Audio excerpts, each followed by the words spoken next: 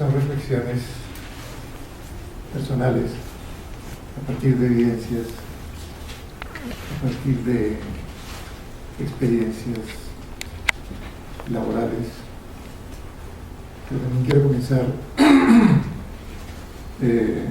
haciendo un poco alusión a lo que uno construye como artista. En el mundo del arte, los que estamos en esta cuestión del arte, sabemos que la mecánica de la observación visual en los occidentales, en muchos pueblos del mundo, está muy ligada a la lectura. De ahí que en muchas obras de arte ustedes encuentren que los objetos importantes están, como cualquier rubro, están situados a la izquierda. Nosotros leemos de izquierda a derecha. Los objetos menos importantes están a la derecha, ¿no? Digo esto porque estos detalles que parecen mínimos resultan importantes a la hora de saber, de hacer un assessment, de nuestra posición en el mundo, ¿no? Por ejemplo, en este mapa de acuerdo con este mapa, vemos cómo nos observamos nosotros mismos en Occidente. América Latina, aquí nuestros vectores, por razones históricas, van hacia los Estados Unidos y hacia Europa. Y el resto del mundo es ese allá, ¿no? Es ese lugar lejano, lejano por razones históricas, lejano por razones religiosas seguramente, lejano por razones lingüísticas, ¿no? Y ahora miremos el mapa tal como lo observan los chinos. Me gustaría que nos pusiéramos nosotros en los zapatos del ministro de Relaciones Exteriores o un diplomático chino, para observar cómo observan los chinos al mundo y cómo se observan a sí mismos, cómo se observan al mundo con respecto a sí mismos.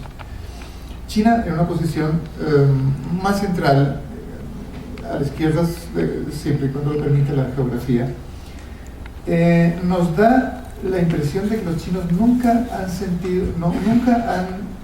sentido lo que nosotros sentimos como latinoamericanos, de ese más allá, del mundo más allá. Los chinos se sienten el centro del mundo, y es que por razones históricas también los chinos han tenido una globalización muy de vieja data, es decir, por razones de la ruta de la seda, por este explorador Zheng He, que dicen que estudió en América, etc.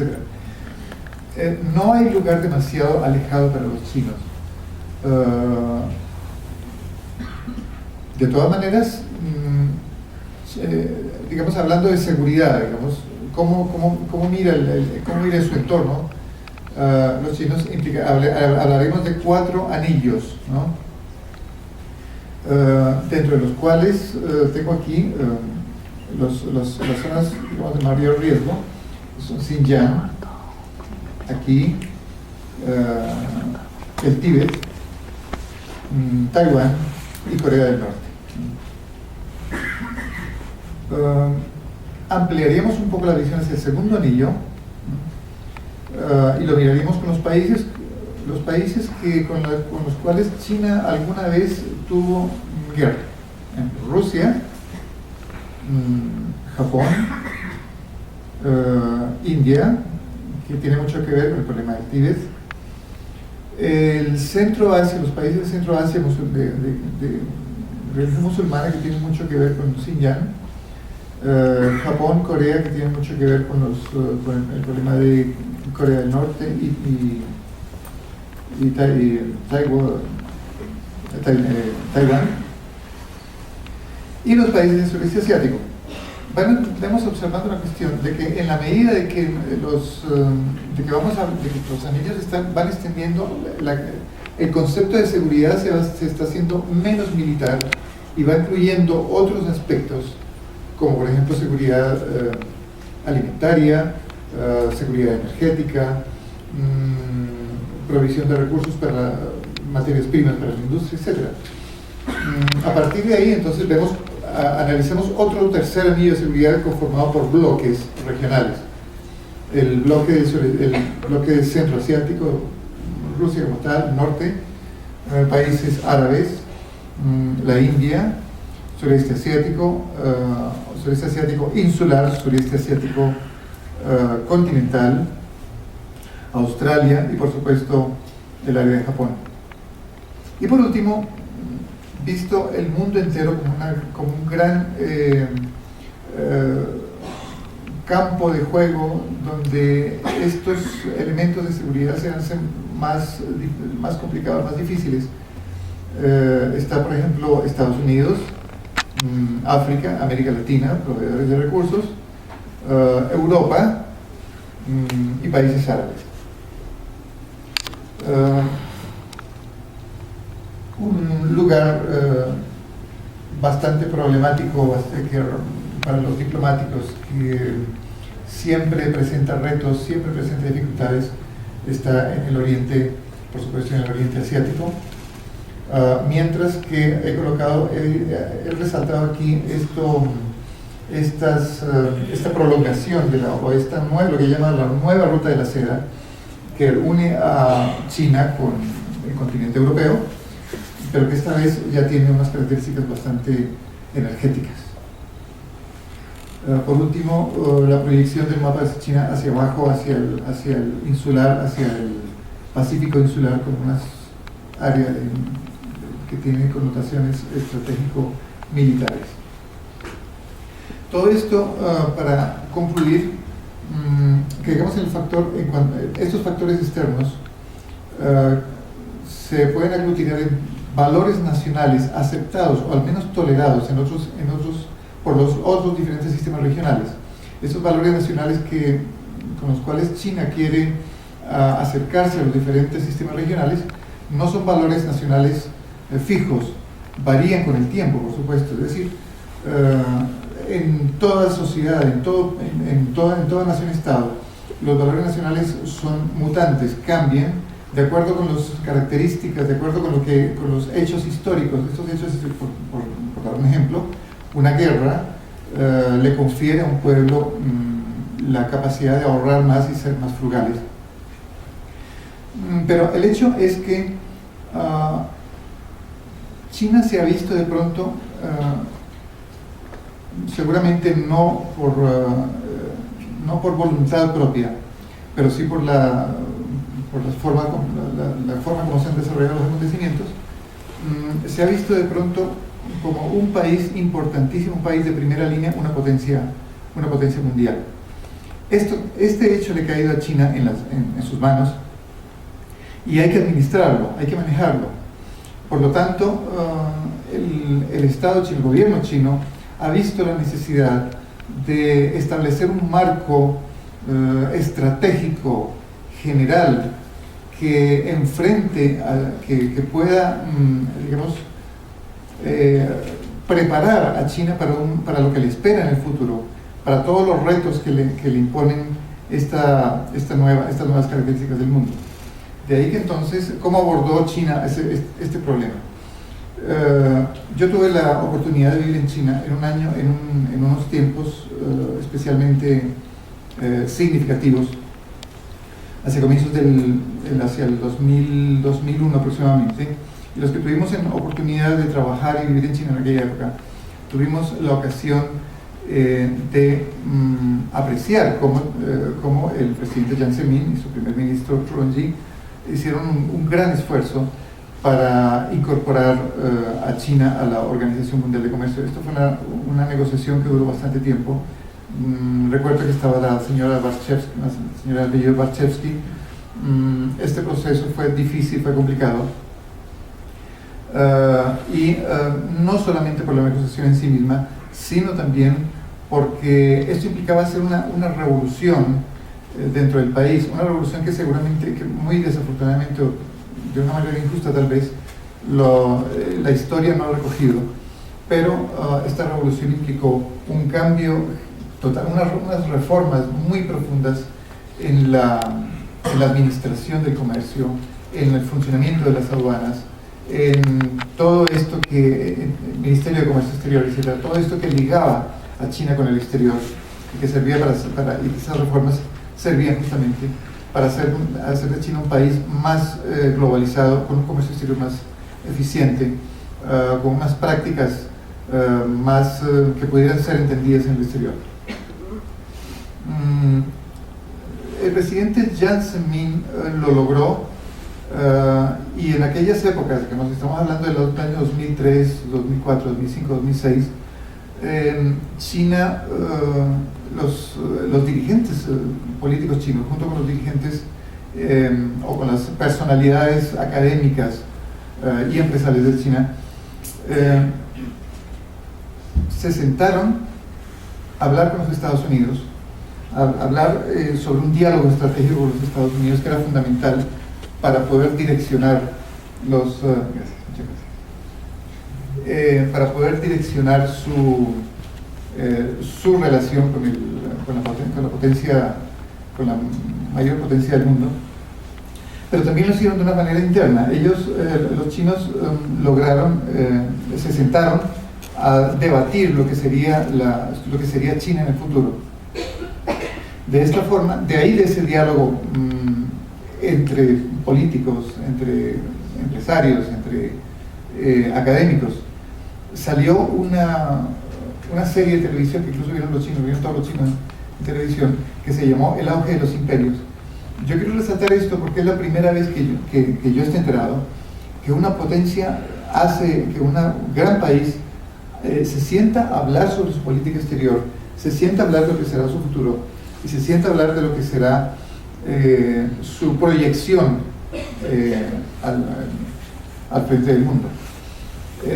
Posteriormente, el presidente Hu Jintao elaboró una propuesta para las relaciones exteriores de China que en realidad no fue elaboración de él, fue simplemente una concreción de lo que ya China pensaba o que viene en el corazón de los chinos, el pacifismo, la adhesión a los principios de la Carta de Naciones Unidas, la no intervención en asuntos políticos extranjeros, lo que llamó el presidente Hu Jintao como el desarrollo armónico.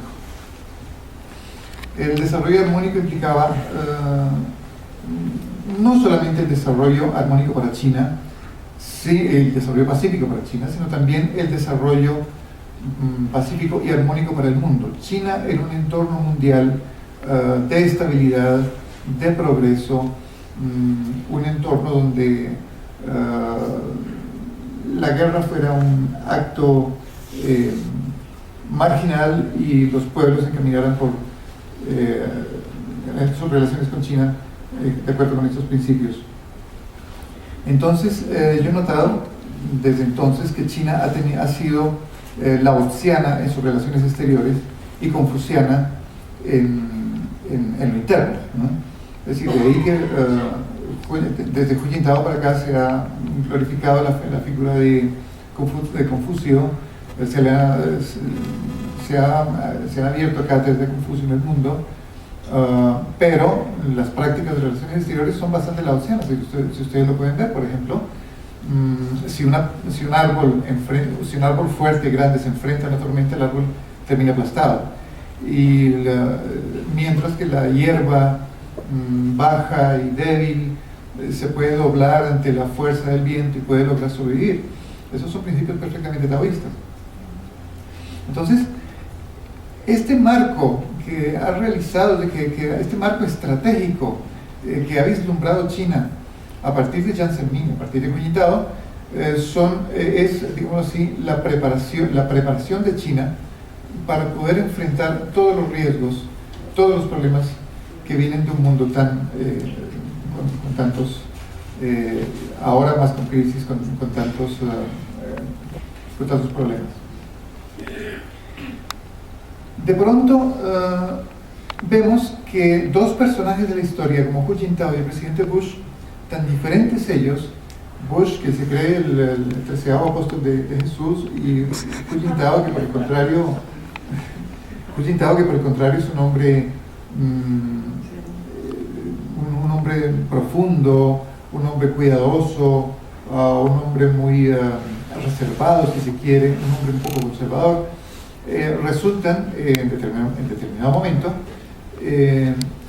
logrando puntos mínimos comunes, mínimos comunes denominadores, para bien de los dos. Es decir, China y Estados Unidos están condenados a entenderse, a colaborar, a cooperar. Eso lo han entendido desde entonces los dos gobiernos y lo han hecho de una forma excelente. Pero de pronto llega el año 2008, y el 2008 corresponde entonces a dos elementos que sucedieron tal vez con un mes de diferencia.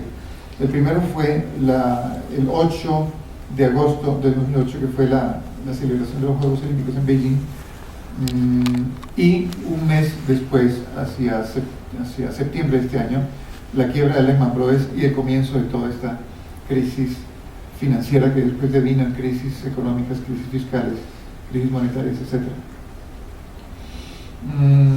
Este es un punto de inflexión, digamos, en la historia de Occidente.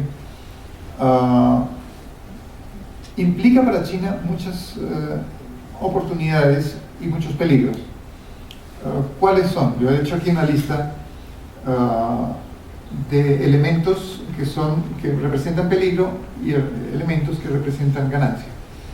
Por ejemplo, hay más recriminaciones mutuas, es decir, los estadounidenses acusan a los chinos de que por el manejo del yuan, que el yuan está devaluado, entonces las importaciones y las exportaciones de los Estados Unidos se hacen menos competitivas, igual las de Europa. Los chinos hablan del peligro norteamericano, de la reacción de los Estados Unidos en contra de todo este crecimiento de China. Bueno, hay recriminaciones mutuas justamente porque son tiempos que a todo el mundo le ponen los nervios de punta. Sin embargo, punto positivo, China es más escuchada y más reconocida. ¿Por qué? Porque antes, digamos que los occidentales pensaban que se sentían con la capacidad de dar cátedras sobre el manejo de la economía y sobre el manejo político. Cuando sucedió la gran crisis, muchos se dieron cuenta de que no era así. Y los países emergentes tenían algo que decir frente a todo este estado de cosas. Entonces, China es más reconocida y más escuchada a partir de la crisis. La crisis implicó menos mercado y menos inversiones. Claro, cuando hay crisis hay más protección, más proteccionismo, hay menos importaciones y más desarrollo. Los norteamericanos quieren comprar estadounidense y los europeos quieren consumir europeo. Menos inversiones, a China llega menos inversiones sencillamente porque los empresarios están menos dispuestos a tomar riesgos. Sin embargo, vemos el punto positivo, la necesidad de China de disminuir la dependencia del comercio exterior. Lo digo porque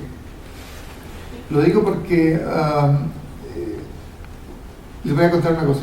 A mí no me gusta tanto el modelo propiamente exportador, porque pone a los países en un riesgo de depender demasiado del mercado externo.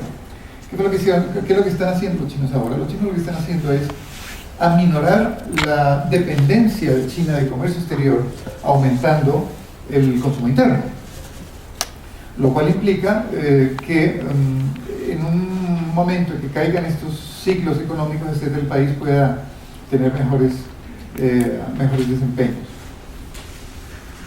Esto implica también que hay más oportunidades de inversión en Occidente, o sea, los chinos están llegando a Europa, están haciendo grandes inversiones en Europa, están haciendo grandes inversiones en los Estados Unidos, están haciendo grandes inversiones en América Latina y están haciendo grandes inversiones en África, en general en todo el mundo. Se lo permite a su estado, el estado de su economía lo permite, la balanza positiva, la balanza positiva de su comercio.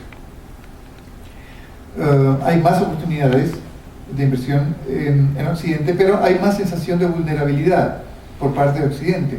Es decir, ahí se ha levantado un poco, en Europa un poco esto, el temor hacia un inversor que viene a colocar su dinero y de pronto a dominar el país, de pronto a tomar más alas de los que al país le conviene. Entonces, Esto, por supuesto, mejora, punto positivo, mejora la capacidad de negociación de China, pero China se ha visto en la necesidad de recordarle al mundo, tal vez, que China es un país pacifista por excelencia, que es la naturaleza de sus relaciones exteriores y sus relaciones comerciales son eminentemente respetuosas con el entorno, y que de ninguna manera quieren, que su dominio de inversionistas se extienda hacia otros aspectos de la política interna. Estamos jugando de pronto en un entorno político y económico global que es más democrático. Hay más actores en lo político, hay más actores en lo económico. Hay los países emergentes, por ejemplo, lo cual en cierta forma concuerda con el deseo chino de unas relaciones exteriores más democratizadas, y entre otras cosas en las Naciones Unidas también, o los organismos internacionales también más democratizados. También esto genera más competencia con los recursos, es decir, estamos en un mundo en el cual los precios del metal suben de una manera exagerada, los precios del petróleo suben de una manera exagerada, los precios de la tierra, los precios del agua. Los recursos son un elemento de difícil acceso, un elemento por los cuales surgen enfrentamientos, y pues China simplemente hace lo que hace todo el mundo. China busca los recursos donde los haya, lo mismo actúan los países europeos, lo mismo actúan los Estados Unidos, lo mismo actúan los norteamericanos, Brasil, etc. Entonces,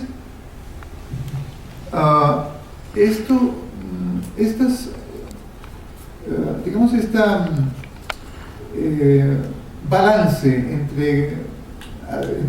entre cosas que le ofrece, entre cosas positivas que le ofrece un mundo y cosas y retos que le ofrece el mundo a los chinos, nos hace pensar nos hace crear la necesidad de reflexionar sobre nosotros mismos, sobre nuestras relaciones con este país, y sobre todo volver los ojos al problema del Estado. Digamos que los chinos tienen un poco resuelto el problema del Estado porque, primero que todo, porque ha habido una larga tradición de autoritarismo en los países orientales. Digamos que son estados, son sociedades donde lo comunitario se valora más, y los occidentales somos, por supuesto, mucho más individualistas. Entonces, esto tiene que ver, esto da mucho que razonar o reflexionar frente a